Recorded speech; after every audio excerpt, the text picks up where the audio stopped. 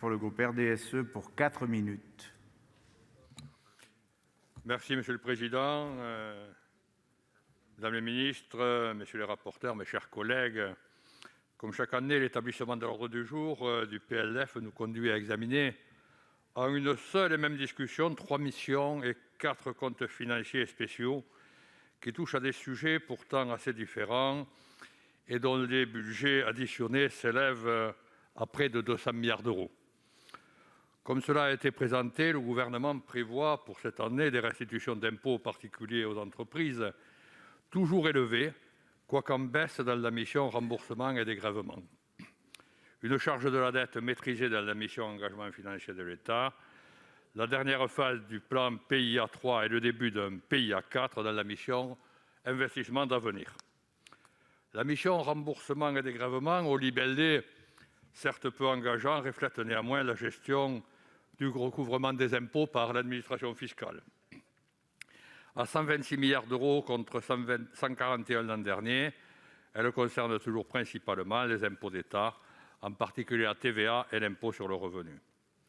Je rappellerai à ce titre l'initiative du groupe RDSE et de notre ancien collègue Yves Collin d'un débat sur la fraude à la TVA transfrontalière qui s'était tenu l'an dernier sur ce sujet majeur et pourtant mal connu.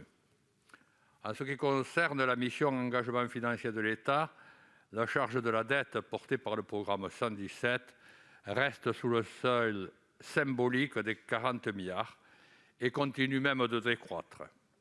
C'est une bonne nouvelle à court terme, bien qu'il s'agisse, il ne faut pas l'oublier, du troisième poste budgétaire de l'État après l'enseignement et la défense. Le risque de taux va être remplacé petit à petit par un risque de volume de la dette désormais colossal. Les atouts de la France en la matière restent les mêmes, liquidité et maturité raisonnable de sa dette publique. La diversité des détenteurs lui permet de ne pas dépendre d'un seul ou de quelques-uns qui feraient peser sur notre pays un risque de souveraineté. Rappelons quand même que la France est, avec le Royaume-Uni, le seul pays au monde à ne pas avoir fait défaut sur sa dette depuis plus de 2 siècles. Le désendettement de la Grèce reste un sujet d'actualité, alors que nous reversons à nos partenaires LR les intérêts perçus sur les emprunts qu'ils ont dû consentir. Il faut saluer les importants efforts effectués par ce pays depuis 2010 pour redresser ses finances publiques, avec un coût social élevé, c'est vrai. Aussi, nous devons nous assurer que les intérêts perçus sont bien remboursés intégralement à l'État grec, car il serait incompréhensible de réaliser des profits sur ce compte. J'en viens maintenant à la mission investissement d'avenir, qui a pour objet principal le soutien à la recherche. Et on sait qu'il s'agit d'un domaine crucial pour l'avenir de notre pays. La diminution du PIA 3 est en trompe-l'œil, puisque les investissements d'avenir vont continuer sous une 4e forme portée par l'article 55 rattaché. On serait tenté de voir une forme de continuité, malgré la rupture importante que nous avons vécue cette année en matière de dépenses publiques. Ma question est la suivante quand même.